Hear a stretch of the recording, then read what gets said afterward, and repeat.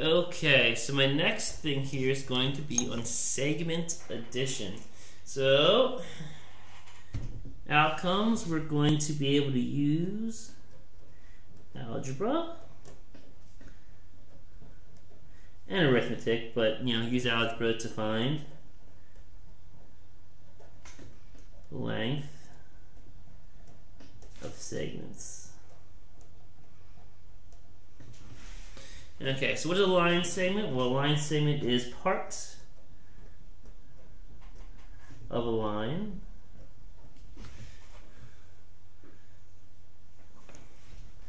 that has two endpoints. So here's my line segment AB. And the fun part about a line segment is we don't have to actually put anything on top. AB and BA would be understood to be line segment AB and line segment BA. Well, what is the segment addition postulate? The segment addition postulate says this: if I take the two smaller segments, A to B, if I take one segment, AB, add it to the other segment, BC, I'm going to get the total, AC, back.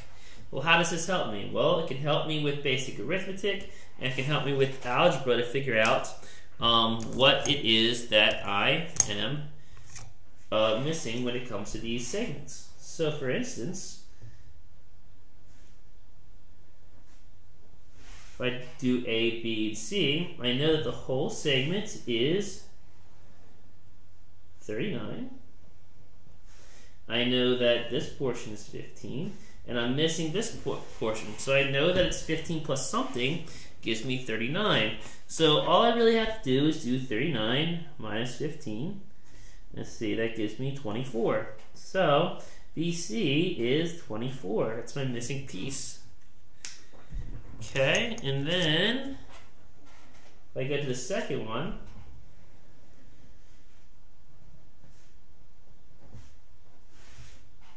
so again, the whole thing is 27. BC is 25, and I'm missing this portion again, this AB. But once again, if I know the whole thing is 27, I know this portion is 25, then all I gotta do is do 27 minus 25. And it gives me 2. So 2 must be AB. And then, for this one, we got A, B, C. This portion AB is, nope, not 15. This portion is 13. This portion is 36. And now I want to know the total. Let's see. All I have to do now is add 13 plus 36. Is 49. So 49 is my whole thing. Okay, so we got that. Well, we're going to have to throw the algebra into it, but the algebra isn't that bad. So let's look at it real fast. So doing it algebraically. So now, instead of saying, what do I need, I'm just going to throw an X in there. Because that's really what algebra is. Like, people don't really understand that. It's basically what you would normally do, but with an X in it. It's not really too bad. When I finally go back to start from the very beginning of math and work my way up, I'm hoping to get rid of some of the stigma from algebra. It's really not that bad. So we got A to C, we got B again. So we know the whole thing is 39. We know that this portion here is 15 and this portion is X. And the question is what is X? Well, I can just set myself up a nice equation here and say 15 plus X equals 39. And this is where people kind of get really there's an X in there now, what do I do? It's the same thing you did before. It's literally going to be the exact same answer that you did before in the other one. The opposite of plus 15 is subtract 15. And that's how you solve an algebra equation, if you didn't know that. You always solve an algebra equation by doing the opposite that's there. So like I have positive 15 plus x. I want to subtract 15. That way this zeroes out and I get x by itself, all by itself. So I get x equals 24.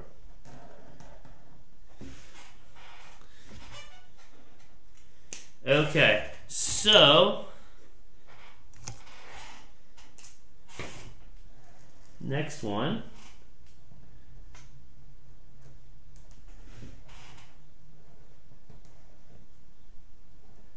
$27, $25, and x. Once again, there's an x, but don't worry about it. It's just there. We're going to set it up as x plus 25 equals 27. And then, again, to solve the equation, all we're going to do is the exact opposite. That gives me x equals 2. Okay. Finally, if I look at my last one, so I now know this part is 36, I know this part is 13, and I know what the whole thing is. So once again, it's pretty much the same thing. In fact, this one's even easier than the other two. But all you got to do is just add them together. And that is that. Now we're going to go down to these slightly harder problems. But once again, don't freak out because it's got x's in there. We don't want to do that. Just take a deep breath. I know some people have math anxiety. But you'll be okay, I promise. So it's the same thing. I want to take and I want to add all my segments together to be the big segment. Well, the big segment here, it tells me is AC, and that's what's going to happen every single time.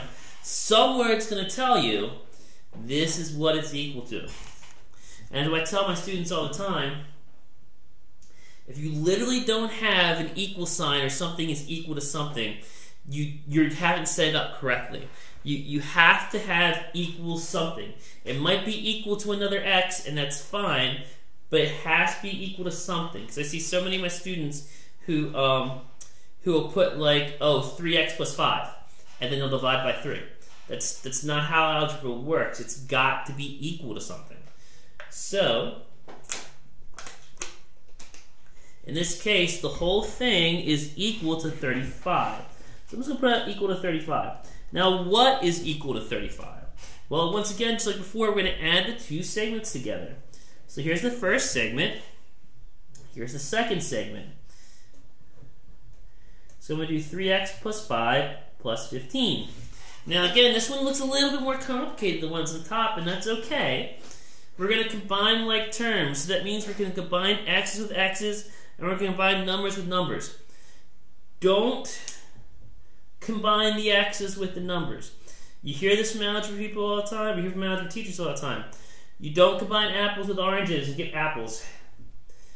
There's x's and there's numbers. If you see an x, don't combine it with something without an x. So 3x and then 5 plus 15. I'm going to add it together and get 20. Alright, from here it's going to be exactly what I did up here. I'm going to do the opposite every single time, because if I do the opposite, it gets rid of it and gets me to x where I want it to be. I want x to be all by itself on one side. So I'm going to start by subtracting 20.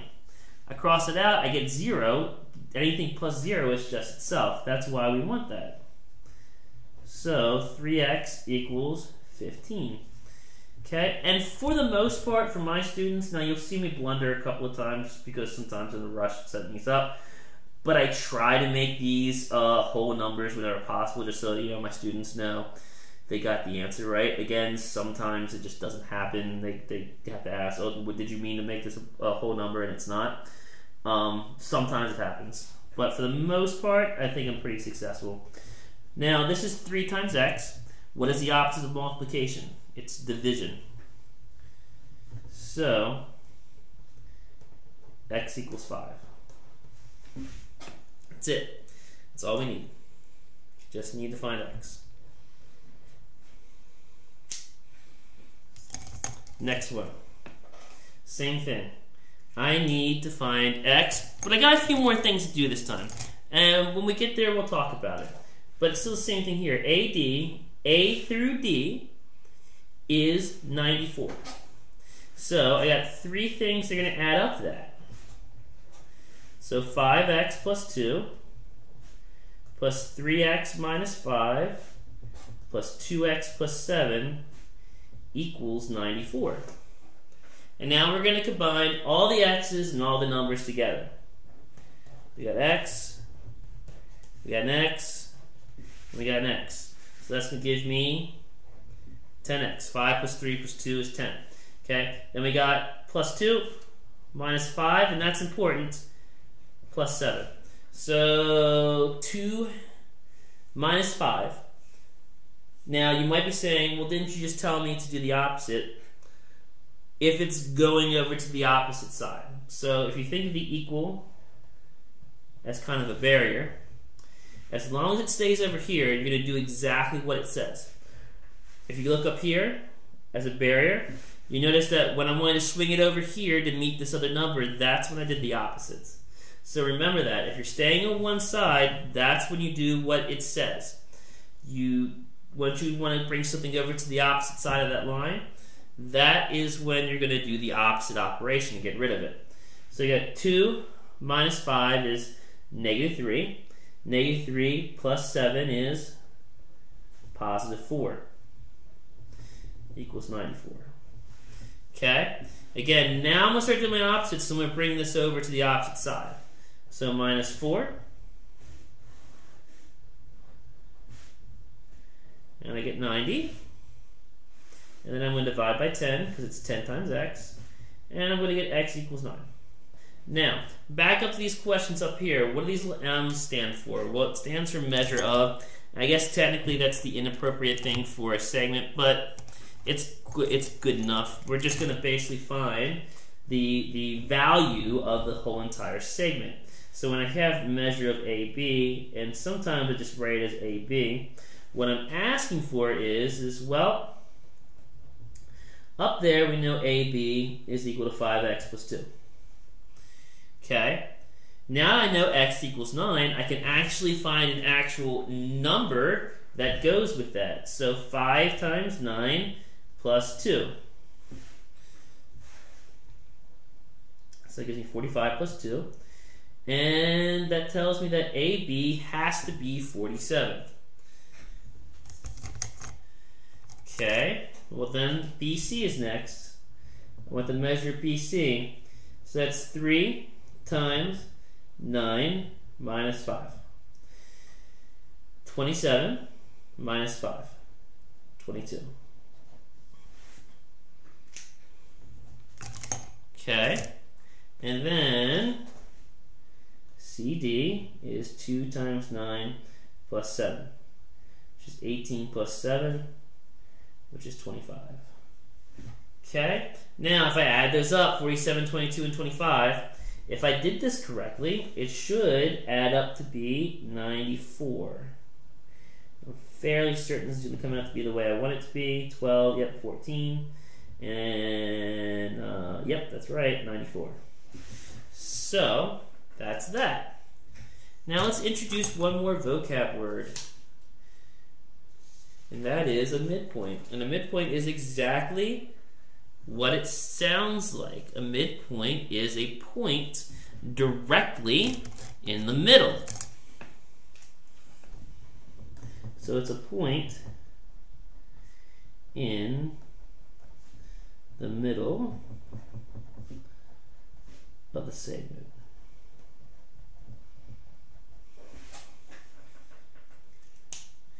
Okay, so since it's a point in the middle of the segment, if you look at it, so let's put a point in the middle of the segment. We'll get down to that drawing in a second, but we say M is the midpoint of AB, and I know I drew that incorrectly, that M is clearly not the midpoint of this segment, but let's just say it is for right now. M is the midpoint of AB. What's going to happen? Well, If this is 5, then this is 5, because if something is truly the midpoint of a segment, then it's going to cut the segment directly in half. If I take a log and I cut it at its midpoint, I'm going to get 2 equal pieces. And that's what this term congruent means. Congruent is another name it's like equals. I tell my students it's like the word equals. It's not quite. What it means is the 2 segments are congruent, whereas 2 measures are equal. But for the word to click in, for it to kind of click in there to hold on one second. To make it kind of stick in your mind, we just say basically it's another word for equals. But what I would say is that AM is congruent to MB. What that would mean is that their measures are the same. That, by the way, is the symbol for congruent. So let's go down here for a second. What is the measure of MB and AB if AM is 6? So each time M is going to be the midpoint. AM is 6. Well, that would mean this is 6. And then the whole thing would be 12. So 6 and 12. What about if MB is 13? Well, then this is 13, and the whole thing is 26. And what if the whole thing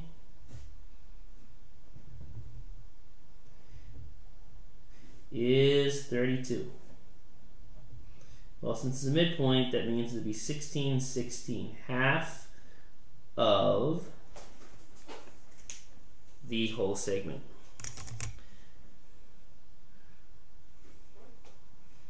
Okay. So how does this work with algebra? Well, it's going to kind of give us a slightly different dimension here. So I got 4x plus 13 here, and I got 45 here. We know that M is the midpoint of this segment. So the question is how does that affect it? Well, remember I just said that if we cut something at its midpoint, the 2 pieces are equal to each other. Therefore, what I can do is I can take these 2 pieces, 4x plus 13 and 45, and just say, well, they have to be equal to each other because the sizes have to be exactly the same. If this is 45, then this has to be 45. So this whole thing has to be equal to 45. And then I can solve.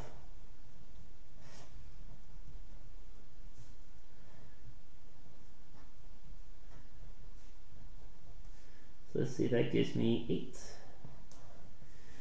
Okay. If I go down here, it's the same idea. The 2 pieces themselves are equal to each other. So I got 5x minus 3 equals 2x plus 33. So you got to look out for this thing that says it's the midpoint. If it doesn't say it's the midpoint, then you got to do it the other way where you add them all up and set them equal to something. And you just basically do the same thing. Now remember, if you cross a barrier, you're going to do the opposite. So you have 2x here, and you want this 2x to meet up with the 5x. So that means, since it's a positive 2x, I'm going to do minus 2x. Which really my students have been doing really well with. So if my students are actually watching these videos, good job, by the way. I'm going to add 3.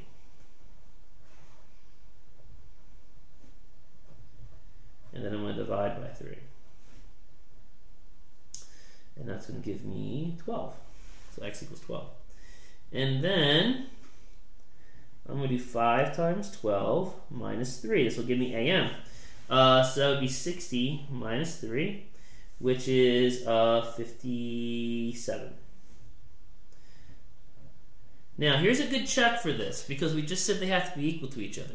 So if I put 12 in both and they are exactly the same thing, then we know we did this correctly. So 2 times 12 plus 33.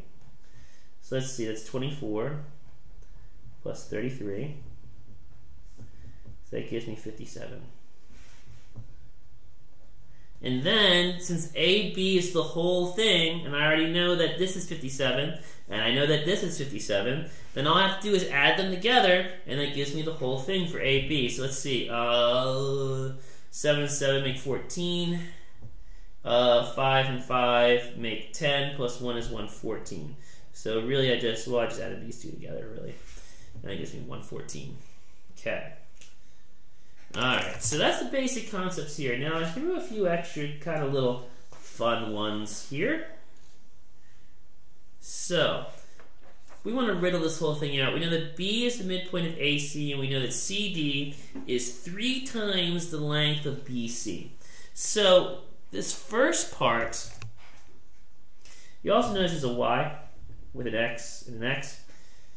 Did that for a reason. Because my students will just say, oh, we need to add those across and sum equal to something, and that'll be the answer. And I'll look at them and say, that can't be right because, you know, you have an X and a Y. And that's what you should look at as a math learner as well. You can't add these together because you would end up with an equation that would have both an X and a Y in it, and that doesn't make sense. You can't solve an equation with 2 separate variables, at least not just one equation with it. There are situations where we're talking about like a system of 2 equations that you could do it, but that's back in algebra. You can't just add straight across with the Y in here. The first clue here is in this statement here. B is the midpoint of AC. A to C. Don't worry about this. I know it's there. I know you want to use it. Don't do it. A to C is what we're worried about right here. B is the midpoint of A to C. So remember what it means to be the midpoint. It's going to split those two things apart. So we can just say these two happen to be equal to each other. Now I can solve for x because I know that I have 7x plus 10 equals 4x plus 16. Okay, so that gives me 3x plus 10 and minus 10 divided by 3, and x equals 2. Okay, so how does that help me? Well, my next thing, and I'll put a 2 right down here, would be to, since I know x is equal to 2, well now I can just put it back in for x and figure out what a, b, and b, c are. So if I do that, I'm going to put 7 times 2 plus 10, which is 14 plus 10, or 24. And then 4 times 2 plus 16, so that's 8 plus 16, or 24. And again, that's a good check, because again, we said it was going to split it in half, and it did. It's exactly the same thing, 24 and 24. So now I know that this is 24. I know that this is 24. Now, it says right here, here's my second hint, CD is 3 times the length of BC. I know what BC is now. It's 24. So it's 3 times the length. So I'm going to do 24 times 3. So that gives me 12, 72. That means C to D is 72. Okay. I can also answer this A to C too because A to C is right there. So 24 plus 24 would be 48. It makes up those two to be 48. I can actually go ahead and answer these last two as well, because I know that this whole thing is 72. We haven't figured out what y is yet, and we will do that in a second. But BD would just be B to D here. So that would just be 24 plus 72, which would be 96. And then if I wanted to add the entire thing together, which would be A to D would be 24 plus 72, or I could just take this 96 that I had before and add 24 to it. That would give me, let's see, 10, 120. Yep, 120. Okay. Now, the last part is finding y. Well, if we know that 9y plus 18 is C to D, and we know that it's also 72, we should know that they're equal to each other. So again, I can just solve the equation.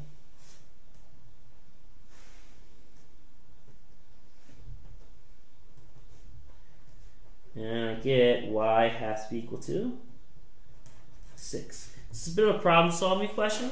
You just got to think about where you're going to go from each point to the next.